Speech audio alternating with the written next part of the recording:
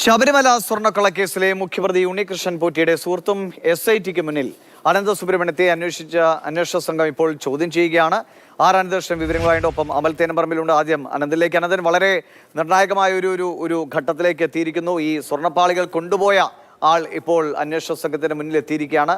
കൃത്യമായ വിവരങ്ങൾ ഇയാളിൽ നിന്ന് ലഭിക്കുമെന്ന് തന്നെയാണ് കരുതുന്നത്. എത്ര സമയമായി ചോദ്യം ചെയ്യൽ മുന്നോട്ട് പോകുന്നു? എന്തെങ്കിലും ഒരു നിർണായക സൂചന ഇയാളിൽ നിന്ന് ലഭിക്കുന്നുണ്ടോ?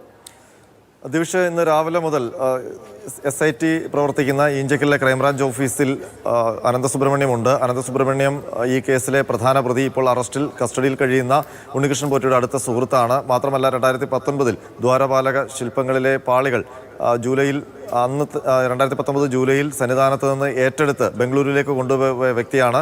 ഇയാളാണ് ഹൈദരാബാദിലെത്തി നാഗേഷിന് ഈ പാളികൾ കൈമാറിയത്.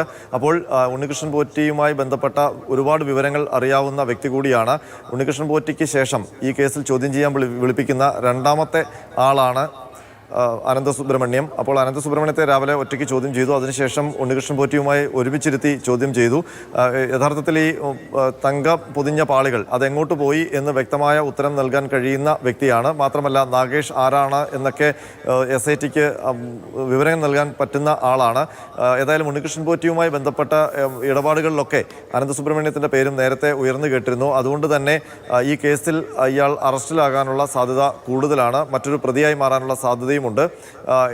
ഇന്ന് ഇപ്പോൾ ഉണ്ണികൃഷ്ണൻ പോറ്റിയുമായി ചേർന്ന അനന്തസുബ്രഹ്മണ്യത്തെ ചോദ്യം ചെയ്ത ശേഷം ഒരു പക്ഷേ അറസ്റ്റ് രേഖപ്പെടുത്തുകയാണെങ്കിൽ നാളെ റാന്നി കോടതിയിൽ ഹാജരാക്കും. ഏതായാലും നാളെ ഹൈക്കോടതിയിൽ ഇതുവരെയുള്ള അന്വേഷണ പുരോഗതി റിപ്പോർട്ട് സമർപ്പിക്കാനുള്ളൊരു നീക്കം അന്വേഷണ സംഘത്തിൻ്റെ ഭാഗത്തു നിന്നുണ്ട് എന്നാണ് ഇപ്പോൾ നമുക്ക് മനസ്സിലാക്കാൻ കഴിയുന്നത്. ഏതായാലും യഥാർത്ഥ സ്വർണ്ണപ്പാളികൾക്ക് എന്ത് സംഭവിച്ചു എന്ന കാര്യത്തിലേക്ക് വെളിച്ചം വീശാൻ പറ്റുന്ന വിവരങ്ങൾ നൽകാൻ കെൽപ്പുള്ള ആളാണ് ഇപ്പോൾ SITയുടെ കസ്റ്റഡിയിലുള്ള അനന്തസുബ്രഹ്മണ്യം. ശരി, അമൽ തേനമ്പറമ്പിൽ കൂടിയുണ്ട്. അമൽ, ഇന്ന് ദീപാവലി ദിനമായതുകൊണ്ട് ഇപ്പോൾ കരുതിയിരുന്നത് ഉദ്യോഗസ്ഥർ പലരും അവധിക്കൊക്കെ പോകും, ഇന്ന് കാര്യമായി ചോദ്യം ചെയ്യലുണ്ടാകില്ല എന്നു. പക്ഷേ അതും ഒരു അന്വേഷണത്തിൻ്റെ ഭാഗമായിട്ടുള്ള ഒരു രീതിയായിരിക്കാം. ഇന്ന് വളരെ പ്രധാനപ്പെട്ട ഒരാളെ അന്വേഷണ സംഘം ചോദ്യം ചെയ്യുന്നു. വളരെ നിർണായകമായ വിവരങ്ങൾ ഒരുപക്ഷെ കിട്ടിയേക്കാം. കഴിഞ്ഞ 3-4 ദിവസമായി ഇത് കൂടുതലൊന്നും മുന്നോട്ട് പോകുന്നില്ല എന്നൊരു ആക്ഷേപം വന്ന വേളയിലാണ് ഒരു പ്രധാനപ്പെട്ട ആൾ കൂടി ഇപ്പോൾ അന്വേഷണ സംഘത്തിന് മുന്നിൽ വരുന്നത്. അമൽ, ഇതിപ്പോൾ അനന്തസുബ്രഹ്മണ്യത്തെ ചോദ്യം ചെയ്യാൻ തുടങ്ങിയിട്ട് മണിക്കൂറുകൾ പിന്നിടുകയാണ്. ഇതിപ്പോൾ ഞാൻ നിൽക്കുന്നത് ഈഞ്ചക്കലിലെ ക്രൈംബ്രാഞ്ചിൻ്റെ ഓഫീസിലാണ്. ഈ ഓഫീസിൽ രാവിലെ മുതൽ ഈ അനന്തസുബ്രഹ്മണ്യം ഉണ്ടായിരുന്നു. അനന്തസുബ്രഹ്മണ്യത്തിൻ്റെ ചോദ്യം ചെയ്യൽ എന്ന് പറയുന്നത് ഈ കേസിൽ ഒരു നിർണായക ഘട്ടത്തിലേക്ക് കടക്കുന്നു എന്നുള്ളതിൻ്റെ സൂചനയായി തന്നെ കാണാം. കാരണം ഈ ഉണ്ണികൃഷ്ണൻ പോറ്റിയെ വിശദമായി തന്നെ കഴിഞ്ഞ ദിവസങ്ങളിൽ ചോദ്യം ചെയ്തിട്ടുണ്ട്. കൃത്യമായ തെളിവ് ശേഖരണം നടത്തിയിട്ടുണ്ട്. അതോടൊപ്പം തന്നെ വീട്ടിലെത്തിയുള്ള പരിശോധനയുണ്ടായിരുന്നു. അത്തരത്തിലുള്ള പരിശോധനകളെല്ലാം പൂർത്തിയാക്കുകയാണ്. ഇനി അടുത്ത ഘട്ടം എന്നുള്ള നിലയിൽ ഉണ്ണികൃഷ്ണൻ പോറ്റിയുമായി ബന്ധപ്പെട്ട ആളുകളിലേക്ക് പോകുന്നു. ഇപ്പോൾ ഈ പറയുന്ന അനന്തസുബ്രഹ്മണ്യം ഈ ശബരിമലയിൽ നിന്നും ദേവസ്വം ബോർഡ് ഉദ്യോഗസ്ഥരുടെ കൈവശം ഉണ്ടായിരുന്ന സ്വർണ്ണപ്പാളികൾ അവിടെ നിന്നും ഒപ്പിട്ട് വാങ്ങുന്നത് ഈ പറയുന്ന അനന്തസുബ്രഹ്മണ്യം അടക്കമുള്ള ആളുകൾ ചേർന്നാണ്. അതോടൊപ്പം തന്നെ ഒരു രമേശ് റാവുവും അന്ന് ആ കൂട്ടത്തിലുണ്ടായിരുന്നു. ഇവർ രണ്ടുപേരുമാണ് ഉണ്ണികൃഷ്ണൻ പോറ്റിക്ക് വേണ്ടി ഈ പാളികൾ വാങ്ങുകയും അതിനുശേഷം പിന്നീട് ബാംഗ്ലൂരിൽ എത്തിക്കുകയും ചെയ്തത്. അവിടെ വെച്ച് ഒരുക്കാനുള്ള ആ ഒരു ശ്രമം വിജയം കണ്ടില്ല. പിന്നീട് അവിടെ നിന്നും അത് ഹൈദരാബാദിൽ കൊണ്ടുപോയി അവിടെ നാഗേഷിനെ ഏൽപ്പിക്കുകയാണ്. അവിടെയും കുറേ അധികം ദിവസം ഈ സ്വർണ്ണപ്പാളികൾ ഇരുന്നു. അപ്പോൾ അതിനുശേഷമാണ് പിന്നീട് സ്മാർട്ട് ക്രിയേഷനിലേക്ക് ചെന്നൈയിലേക്ക് ഇത് എത്തുന്നത്.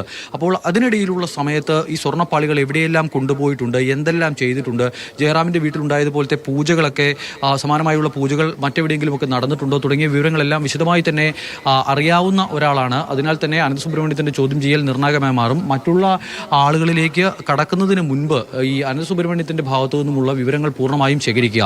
ഉണ്ണികൃഷ്ണൻ പോറ്റി ഇവിടെ അസാന്നിധ്യം ഉണ്ടാകുന്ന ഘട്ടങ്ങളിൽ ഉണ്ണികൃഷ്ണൻ പോറ്റി വഹിക്കുന്ന എല്ലാ റോളും വഹിക്കാൻ കഴിയുന്ന ഒരാളല്ല, അങ്ങനെ ചെയ്തിരുന്ന ഒരാളാണ് അനന്തസുബ്രഹ്മണ്യം. അതിനാൽ തന്നെ ഇന്നത്തെ ചോദ്യം ചെയ്യൽ നിർണായകമാണ്. നേരത്തെ അനന്തൻ സൂചിപ്പിച്ചതുപോലെ അറസ്റ്റ് ഉണ്ടാകുമോ അതോ ചോദ്യം ചെയ്ത ശേഷം അനന്തസുബ്രഹ്മണ്യത്തെ മടക്കി അയക്കുമോ എന്നത് മാത്രമാണ് അറിയാനുള്ളത്. ഉണ്ണികൃഷ്ണൻ പോറ്റിയെ അറസ്റ്റ് രേഖപ്പെടുത്തുന്നത് പുലർച്ചെയായിരുന്നു. ഒരുപാട് സമയം ചോദ്യം ചെയ്യൽ നീണ്ടുപോയി. അതിനുശേഷമാണ് അറസ്റ്റ് രേഖപ്പെടുത്തുകയും പിന്നീട് കോടതിയിൽ ഹാജരാക്കാനായി കൊണ്ടുപോവുകയും ചെയ്തത്. ഇതിപ്പോൾ അറസ്റ്റ് ചെയ്തിട്ടുണ്ടെങ്കിൽ അനന്തൻ പറഞ്ഞതുപോലെ റാന്നിയിലേക്ക് കൊണ്ടുപോയി അവിടുത്തെ കോടതിയിൽ ഹാജരാക്കേണ്ടി വരും. എന്തായാലും മണിക്കൂറുകളായി ഇപ്പോഴും ചോദ്യം ചെയ്യൽ പുരോഗമിക്കുകയാണ്. രണ്ട് എസ് പിമാരും ശശിധരനും അതോടൊപ്പം തന്നെ ബിജോയും രണ്ട് എസ് പിമാരും ഇപ്പോൾ എന്തായാലും ഇവിടെയില്ല. അവരുടെ വാഹനം ഇവിടെയില്ല. മറ്റ് പ്രധാനപ്പെട്ട ഉദ്യോഗസ്ഥരുടെ നേതൃത്വത്തിലുള്ള ചോദ്യം ചെയ്യലാണ് ഇപ്പോൾ പുരോഗമിക്കുന്നത്. ശരി, അനന്തൻ തുടരുന്നുണ്ട്. അനന്തൻ, ഇത്രയും മണിക്കൂറുകൾ പിന്നിട്ട സ്ഥിതിക്ക് അറസ്റ്റിലേക്ക് എന്ന ഒരു നിഗമനത്തിലേക്ക് പോകാറായോ? അത്തരമൊരു നിഗമനത്തിലേക്ക് എത്താറില്ല. പക്ഷേ ഉണ്ണികൃഷ്ണൻ പോറ്റിയുമായി ബന്ധപ്പെട്ട ഒരുപാട് കാര്യങ്ങൾ പങ്കുവയ്ക്കാൻ കഴിയുന്ന ആളാണ് ഈ അനന്തസുബ്രഹ്മണ്യം. ഇയാളെ ബംഗളൂരുവിൽ നിന്ന് അന്വേഷണ സംഘം കസ്റ്റഡിയിലെടുത്ത് ഇവിടേക്ക് കൊണ്ടുവന്നതാണോ അതല്ല ഇയാളെ വിളിച്ചു വരുത്തി ചോദ്യം ചെയ്യുകയാണോ എന്നുള്ള കാര്യത്തിൽ വ്യക്തതയില്ല. ഒരു പക്ഷേ കസ്റ്റഡിയിലാകാനുള്ള സാധ്യതയാണ് കൂടുതൽ. അത്തരം കാര്യങ്ങളൊന്നും അന്വേഷണ ഉദ്യോഗസ്ഥർ ഇപ്പോൾ പങ്കുവയ്ക്കുന്നില്ല. മാത്രമല്ല, നേരത്തെ തന്നെ ഒരു ആരോപണം ഉയർന്നത് ഈ അന്വേഷണം പോറ്റിയിൽ മാത്രം ഒതുങ്ങുന്നു എന്നുള്ളതാണ്.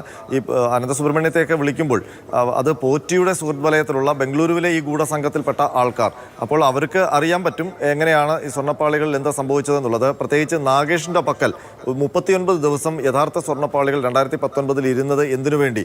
അവിടെ വെച്ച് അത് ഉരുക്കി സ്വർണം വേർപെടുത്തിയെടുത്ത് തട്ടിയെടുത്തോ? അതല്ല അതിൻ്റെ പകർപ്പെടുത്ത ശേഷം ഒറിജിനൽ പാളികൾ മറ്റാർക്കെങ്കിലും കൂടിയ വിലയ്ക്ക് ഭക്തിയുടെ മാർക്കറ്റിൽ വിട്ടോ? ഇങ്ങനെയുള്ള ചോദ്യങ്ങൾക്കൊക്കെ ഉത്തരം നൽകാൻ കഴിയുന്ന ഒരാളാണ് അനന്തസുബ്രഹ്മണ്യം.